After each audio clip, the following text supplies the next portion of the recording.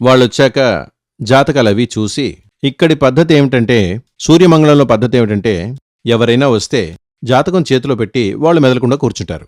జాతకం చూసి ముందుగా అందులో ఉన్న విశేషాల గురించి వాళ్లతో చెప్పడం జరుగుతుంది. ఆ పనైన తరువాత ఇక మీరేమైనా అడగాలనుకుంటే అడగచ్చు అని చెప్తాను. అప్పుడు 90% వ్యక్తులు ఏమంటారంటే, ఏముంది స్వామి, అంతా మీరు చెప్పేశారుగా, పరిహారం ఎలా చేయాలి, ఏం చేయాలో చెప్పండి అంటారు. నేను కొంతమందితో ఏమంటానంటే, దీనికి పరిహారమే లేదు, ఏ పరిహారం చేసినా ప్రయోజనం లేదు, మీరు దీన్ని అనుభవించి తీరాల్సిందే, ఎందుకంటే ఇది పోయిన జన్మ పాపఫలం.